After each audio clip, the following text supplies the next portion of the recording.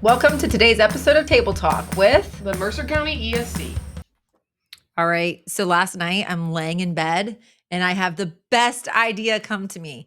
And this happened before 10 o'clock, didn't it? Yeah, because I was still awake. Yeah. So I was so excited. I was like, I am texting this to Emily. It wasn't like a 1 o'clock in the morning kind of thing. And I tell her, we're doing a new podcast series. Yes. So it is still Table Talk, but we're going to do a series on unlocking words. Yeah, this is awesome because I love this. This is like my favorite thing in the whole world. I'm so excited because, as you all know from the last episode, I am a terrible speller. And when it comes to pronouncing words, zucchini comes from the root zucca, which is like a cylindrical plant. And then I forget what ini means, but it's an Italian word, zucchini. So if you had known that it came from zucca, like Z-U-C-C-A, then you would know there was two C's. See, that's what we're going to teach you. So I'm going to learn. And I asked Emily a while back, like, hey, do you think that we can use this morphing magic book and you can just do a lesson with me? Yeah. So that's what we're going to do. So that's what we're doing. You're going to come along for the ride as I learn, but you cannot make fun of me. You can. I'll do it for you. Don't worry. She's going to for you. So you're all good. But we do have to say, we have to give a shout out to one of our superintendents. Watches this. She does. Kim Every Waterman. Episode. Kim Waterman, thank you. We love you. So she came up to me yesterday at a superintendent meeting and she said, hey, how do you spell zucchini? I love it. Thank you for watching our episodes. We appreciate all of our followers. We don't even care if there's only 5. We don't care. We'll remember you. Yes, we will. Okay. So today we are going to start our first series and Emily's going to be kicking it off and I'm going to be basically the student as we go through this series and we are going to be unlocking words. Let's do it. I'm pumped. All right. Hold on. I just have to tell him. Okay, go ahead. That I just did tell Emily off air, like, I am actually a little nervous. She is a little nervous. But I always tell my kids, what do I tell my kids? Do you know this? Have I told you this? No. Like, no, nervous and excited are the same feelings. So don't ever be nervous. Be excited. So now I'm excited. Here we go. Okay. Okay, kick this off. All right, Lindsay. So we have a word here. I think that this is not necessarily a common word. If you're wondering where I got it, there's like a list of 370 ACT words. So I scrolled through them, tried to find one that was not impossible, but moderately difficult. So do you have any idea what this word means? No. Okay. So Lindsay, from our dyslexia training, and I don't know if you remember off the top of your head, I don't want to put you on the spot. How could I forget this? Right. We did dyslexia training 100 million times. Right. But when we talk about like fluency, when people are reading and accuracy and things like that, do you remember what percentage we have to be in regards to accuracy to comprehend the text? Yes, this was my section. I know. That's why I'm asking you.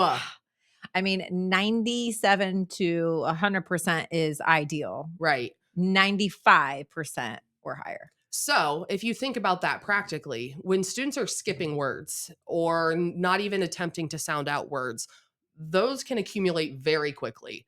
And we had that passage that had words that were misunderstood, and you can't really understand the meaning of the passage.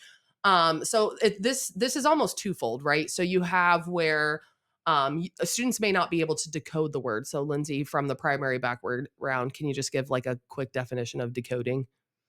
Just, like if I decoding this, if someone couldn't decode this, yes. Like, decoding is like the sounding out of words. Right. So so a student may not simply even be able to sound this out. Correct. Or on the other end, we may have what's going on with Lindsay right now, where she can read this word. She knows all the sounds in the word. She can put them together. She doesn't know what the word means, which that also contributes to the ability to comprehend the text. So if we have a handful of these words accumulating and students don't know what they mean, are they going to be able to make meaning of the text, Lindsay? No. So I'm going to ask you one more time. I'm going to give you one more shot before we move forward, before I do embarrass you. Do you know what this word means? No. Okay. Here's what I'm about to be a magician, everybody. I'm going to have the lady who could not spell zucchini yesterday. Here in about 5 minutes, she's going to know what the word, and actually I should have looked up how to pronounce it before I was going to say, I don't even know how to pronounce it. I didn't want to admit that. Aggrandize, probably? Well, I was going with aggrandize, but I didn't know if that would be right. Yeah, it's got to be aggrandize if you break it down because by the it would be syllables. Okay. So here in a minute, we're going to have Lindsay last week. Couldn't even spell the word zucchini, people. She's going to know what this word means. All right, there's been a lot that's happened from that last slide Yeah, there to this was. slide, but we won't share any of it. No, it's okay. I won't make fun Um, of Lindsay. yeah. But you know what I was thinking is that we should tell people why you're the teacher and I'm the student in this situation. Other than I'm not good at spelling and not good at pronouncing words. I figured that they just know that, like, I'm just naturally No, more intelligent than it's you. No, I'm because just kidding. I don't feel that way. Go ahead. so her background is middle school, high school, ELA. She gets the job here. She is told that she needs to do this AIMS pathway training and the dyslexia learning management course modules. And she's doing them. And I walked down there one day and she's literally like in tears. If you have not done the dyslexia modules and you're going to do them, just know that module 7 is a beast in itself and it's Uh-huh. all about word study. And if you do not teach phonics, you are going to be lost. So I spent my many years in a first grade classroom. So I did teach phonics. So it came to me very easily Mhm. when it was the simple things, not when we get to the advanced. Um, but anyhow, so then she became very passionate about it because all of a sudden it was clicking as to how students actually read. Yeah, and I think what I have like reflected on in the last 3 years, and I've shared this in the dyslexia training, is that I had secondary students in my classroom because when you are an 8th grade, a 10th grade, an AP English teacher, you assume that everybody's a fluent reader. I mean, you've made it to 10th grade. Right. How are you not a fluent reader? So I would have a very hard time getting students to read the text. Now, granted, when you have TikTok and things like that, of course, some students just choose not to read Lord of the Flies. I get that. Right. But I also had the epiphany through all the dyslexia stuff that I had a lot of kids in my classroom who couldn't read the text. Mhm. And so this has now become a big passion for me, is to make sure that all kids have access. And just for the record, at no fault of the teachers, that these students are lacking these skills. If you would like to go listen to Sold a Story, that kind of explains how we got where we are when it comes to literacy in the United States. No fault to teachers at all. They were teaching the content that they had. But we Yeah. also know a lot about reading now. We know, and we're going to talk about the reading brain here in a couple minutes before we close out. Don't laugh at I'm me. not laughing, I'm smiling. But But anyways, she's going back for her doctorate and this is what she's studying. yep, So she secondary. knows a ton of information. So she's constantly like I text her ideas, she's texting me with Like, did you know this word has a K in it? Because if an I follows a C, it makes a S sound. oh The my Logic of gosh, English. It's a yes. great book, but don't read it yet because I'm probably going to put together a book study. Okay, here we go. All So right. let's learn. So, friendly reminder, we're trying to figure out what the word aggrandize means. I didn't give Lindsay a sentence at the beginning with the word because I Right. thought that that would make it too obvious, right? Because Lindsay can figure out what the word means in context. So before we go to the sentence, Okay. I want to break down the morphemes, which we will Okay. define what a morpheme is once we get through this. And really, the technical stuff behind this, just one more little plug before we go into this. I think sometimes secondary teachers are intimidated by word study. Well, Um, I'm intimidated by word study yeah, sometimes, well, and I because even taught like phonics. and there's a lot of things we don't know. And I think Right. that it's okay to not know. Like, you don't need to know the terminology for everything. You don't need to know what a morpheme is. You don't need to know what Mhm. a derivational suffix is. I mean, Oh my gosh. you don't. One day Emily was not there to do dyslexia training and I had to do that advanced word study and I had to do it was stressful It is for me. stressful. Like so I totally understand where that comes So from. don't let that fear inhibit you from doing things like this to help your students or your children. Well, and I think even if the students see the teacher struggling, like you're Absolutely. in it together and you're learning it along the way with each other. Well, I had to look up this word and I had to look up the Yeah. morphemes in this word. So But now she's going to explain it to us. now we're going to go through it. Okay, Lindsay. So we're going to break this down into the morphemes and Okay. we'll talk about what a morpheme is in a little bit. So the first morpheme of this word is a little surprising. What is the first morpheme in this Well, word? I know you have add there, but that's not no, it's AG. Right, it's AG. So what does add as a prefix mean, though, that we Like see on the adding screen? something to Right, or with yeah. regard to moving Yeah. towards something like that. Why, based on this slide, why is it a D instead of a G? Okay, I'm just going to read the sentence so I don't Do mess it. it up. But it says simplified to a before SC, SP, and ST. It's modified to AC before many consonants and then respelled AF, AG, AL, etc. in conformity with the following consonants. Okay, So so what? that's Yes, so the what's the AD was root? changed to the A. Yes, because grand is the root. Got it. So then the A-D is actually changed to A-G. Right. Which is why we have A-G, G-R-A-N-D. Exactly. Right? And what kind of prefix is it? What do you mean? What kind? We just talked about it. What? What kind of prefix is add? Oh, is chameleon. Yeah. Okay. So because it I do changes, not like chameleons. but it's easy to remember. What do chameleons do? They change. I know, but I just think it's so hard. I think it's so changes. hard to know what it changes to. Well, Like it changes if I to was match the first letter of the root. I didn't know that. Because you have a tract. So that's what I said. Huh. We had to refilm. Yeah, we had to redo this because I made a. We won't talk about Yeah. it. But the most common chameleon prefix that you probably, or the most common appearance of a chameleon prefix that you probably know is a tract. It should start with AD, but add tract doesn't roll off the tongue. Okay. So it changes to that T. So what we've talked about is this is also a really critical component of spelling as well. Because this can help students if they know some of these rules with these prefixes and things like that. It can really help them understand how to encode a word. When we talk about decoding, that's reading. Encoding is the writing component, which a lot of secondary teachers are working very hard to get their students to write proficiently and be able to encode these words. So okay, so I have to say when we first did this recording the first time, like I was still thinking about why it was AG and not one of the other letters. I did not realize that a chameleon, it followed the next letter. And that's how it so it can just blend into that word. Wow. Isn't that like fun? really learning stuff. I can't believe. Okay, all right. It makes words go, and you'll notice other words where so we have add as the prefix, so we're adding to like relating to something grand like that. is our that's our root. And so that's big, grand. Okay, got it. Large, whatever. Yep. And then we have IZE as our suffix. What does IZE do? Okay, so it says word forming element. Okay, so it makes it a verb. It makes it a verb. And a verb is a word. It's an action. Oh my gosh. That's what I taught my first graders. I can tell. Okay. So we have moving towards in relation to big verb. What do you think aggrandize means? And if you're struggling, we have a sentence here. The student tried to aggrandize her role in the group project, exaggerating how much work she had done so her teacher would see her as a leader. And I like it better in a sentence and not by itself because it does help me. And students will often see it in a sentence. Honestly, like that's where I can confidently say that, yes, what I'm thinking the word means, it actually means that. So it means getting bigger or becoming bigger. Right. Like telling a story, embellishing, right? Telling a story. Yeah. So you can see how you can take these pieces, whereas you have a giant word like aggrandize. That's a hard word. Some of us might not even know how to pronounce it. If you have a student who already struggles to read in the first place, right? You run into a word like that, forget this text. This text is too hard for me. I don't want to read it. Well, we talk in dyslexia about how every student has a little hypothetical toolbox, right? Right. And some students use their toolbox all the time. But I don't know that we've ever said this explicitly on the podcast. But one of the pushbacks for the science of reading is that people like us didn't get explicit phonics instruction and we still learned how to read. Like we didn't get instruction like this and we still learned how to read. But not well. Listen to me pronounce words and spell words, right? Like 40 to 60%, 75% of kids maybe on the high end will learn how to read without direct instruction. I think like I know what I have to do because I'm not a good speller. Like I know my tools. Like I have to spell check things. I have to double check things multiple times with tools that I have technology wise. Like I don't have the tools in my tool belt to be able to do that. And so we're trying to equip students with that toolbox so they can say, you know what, I don't know what aggrandize means, but I know Mrs. Kriegel gave me a tool.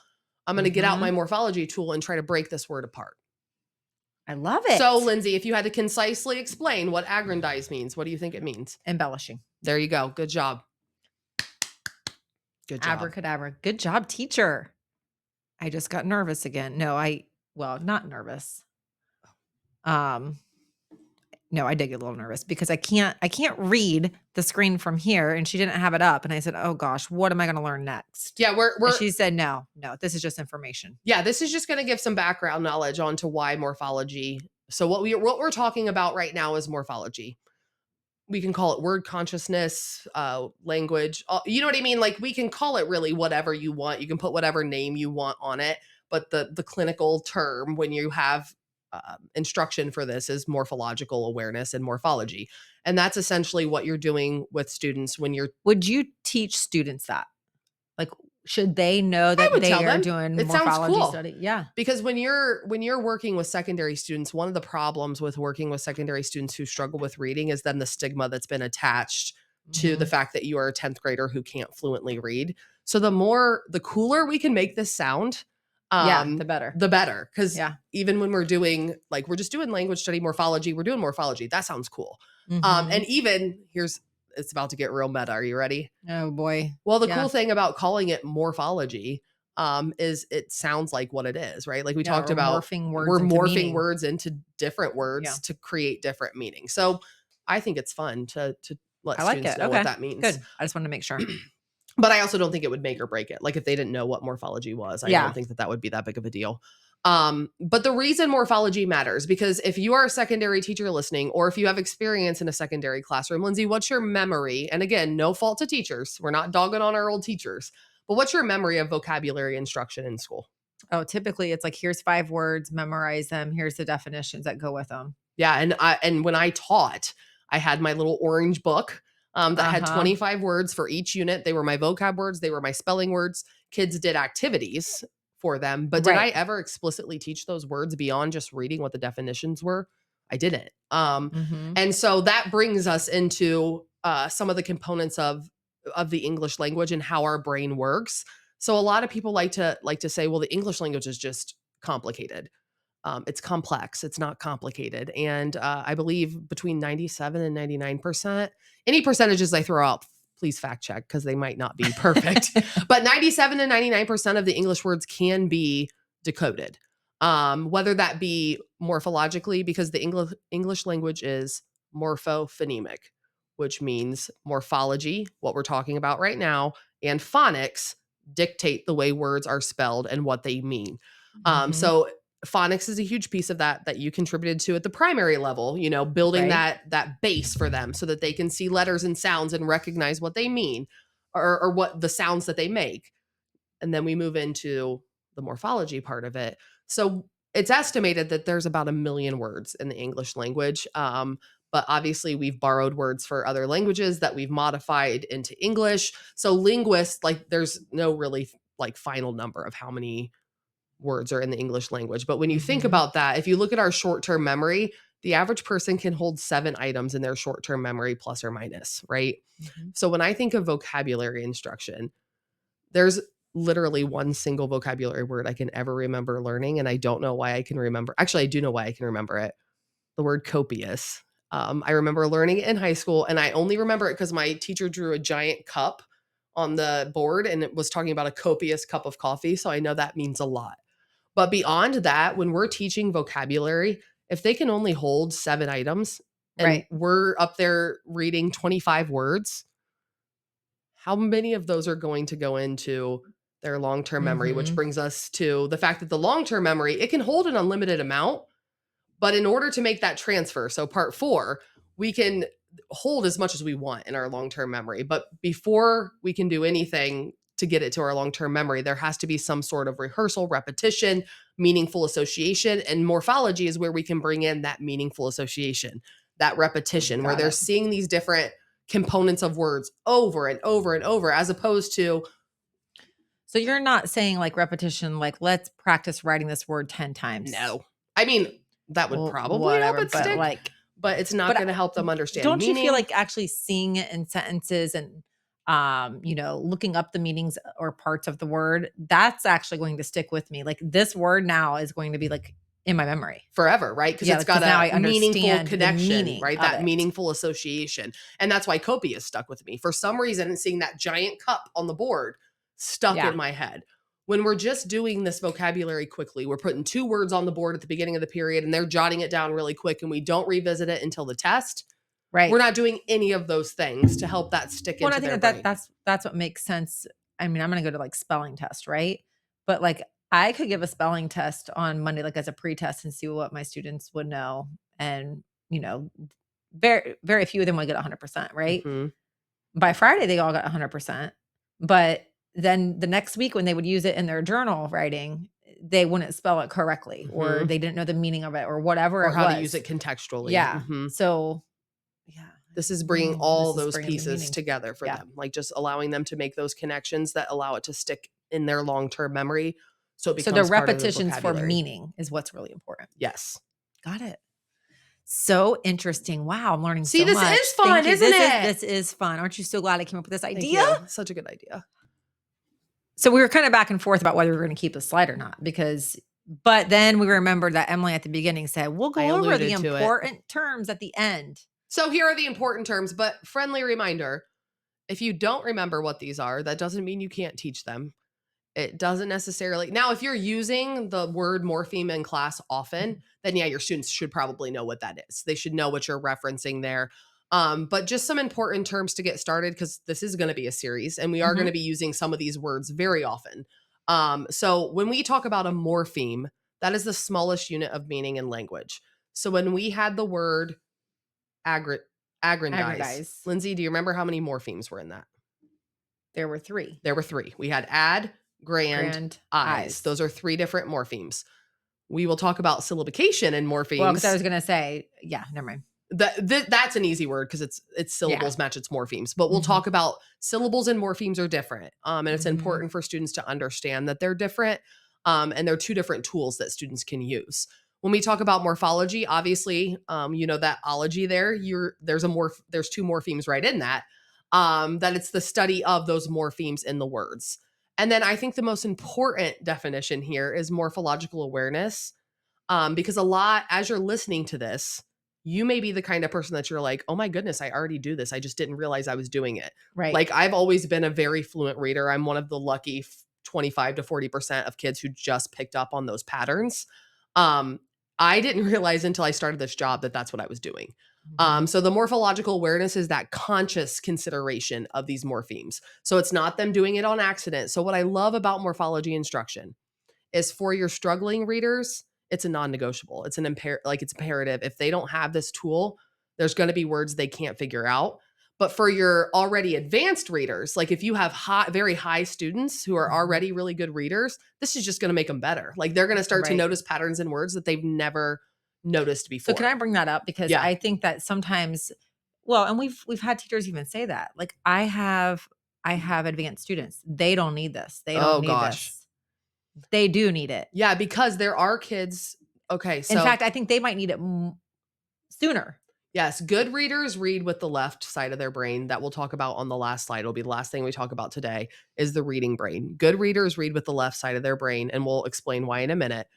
Readers who struggle read with the right side of their brain, and they rely on memorization. You may have students who have a lot of background knowledge in early grades, whether it be because their parents exposed them to it, whatever it causes that background knowledge. And they may seem like very good readers early on because it came naturally. But if they're not given these tools to use, they can plateau very quickly. So a child who looked really successful in 3rd grade, if you skip over phonics or morphological instruction with them, skip over some of those tools. Yeah, it could plateau. So you have to be very careful because sometimes So can you get them to read from their left brain, even though they've been a right brain? And that's what we do with students with dyslexia is they will always have dyslexia, but we're teaching the brain, we're rewiring those components of the brain so those connections are happening.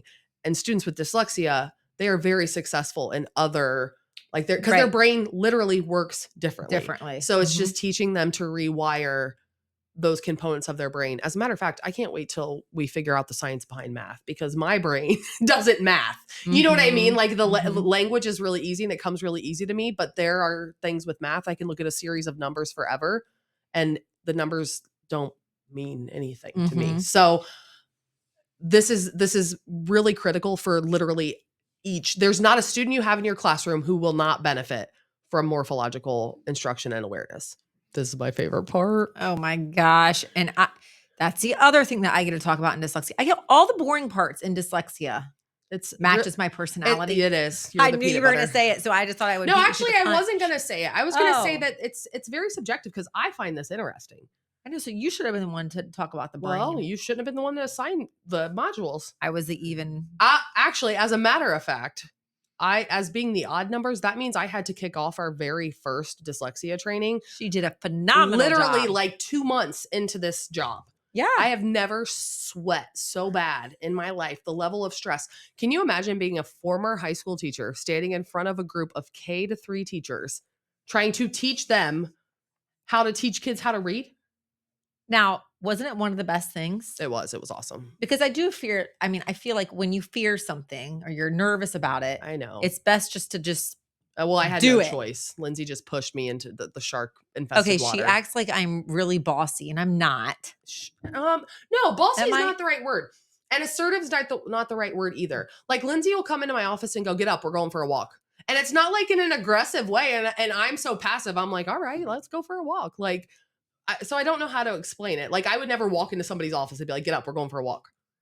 But I don't Yeah, I know. guess Like, you're right. assertive's not the right word because that has a negative connotation. Yeah. Like, I'll think about it. We'll come back to By it. the end of the series, we'll figure Yeah, out we'll figure the out what type the of word is to person that I describe am. Lindsay.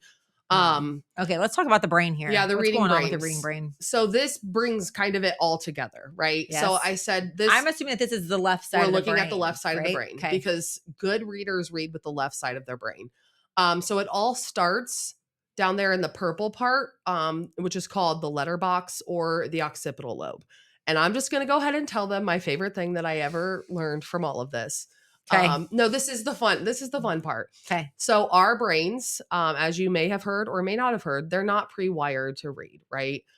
They're pre-wired for language, but for any like traumatic brain injuries or any sort of deficits there, we're all pre-wired for speech or for language, that part of language. We're not pre-wired to read because humans made that up. Like we made up the Right. code. So when we have our little letterbox down there at the bottom, where our occipital lobe is, that occipital lobe, we actually have to quite literally retrain its purpose.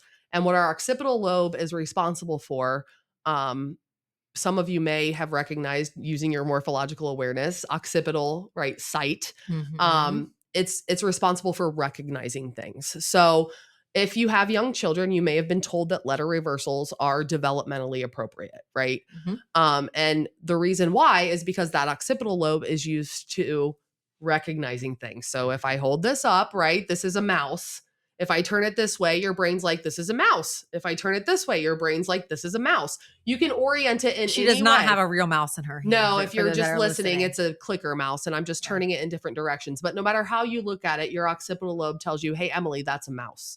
Right. Well, that means when little kindergarten Emily was too tall for her desk and sitting at Bunker Hill in St. Mary's, the teacher writes a B on the board. My little occipital lobe was like, okay, cool, that's a B. Well, when you flip it and turn it into a D, because you're retraining that occipital lobe, your occipital lobe that's used to just like seeing things regardless of the orientation Mhm. goes, well, that's a B. Right. You flip it down, that's a B. So we have to literally retrain the little brains to know that orientation of letters matters. And Mhm. that's why, till the end of my day, even though my training is in secondary, K to 5 teachers deserve the world because they're rewiring the brains of teeny tiny, like people who still pee their pants sometimes, and they're like literally rewiring their Right. brains. So, anyways, we have that occipital lobe that's responsible for seeing the letters. Mhm. You look at the frontal lobe, that's responsible for those sounds, the articulation, that kind of thing. And then you have like the phoneme, grapheme analysis that happens in the temporal lobe. But then the really important one that we're talking about now is the lower part of that temporal lobe, the green part, which with that, we're not going to say many more brain words. But that is the meaning. So when we were talking about getting things into the long-term memory, we talked about how crucial it was to attach some sort of meaningful association. And you can think about it as your ear, right? You're taking that in. Without that, they're not going to be making those neural connections to remember what words mean or how they're spelled or the orientation of the letters or things like that. That temporal lobe, that's the meaning that brings everything together. That makes sense. Yeah. Good job. So again, good readers with the left side. So you don't Mhm. want those kids who are relying. So if you're at home and you have your own children and they can recite a book back to you from Right. memorization, like that's a cool party trick, but they're not reading, right? And so we Right. want to make sure that they're not relying on those skills and Like the habits, memorization. Yeah. the memorization. Okay, so that's the end of Part our one, part our our first part of our episode series. one So of what's our what's the next episode about? The next episode, I think it's the syllabication. I think Oh it's the boy, syllabication syllabication will be next. versus morphology. So All right, let's stay go. tuned.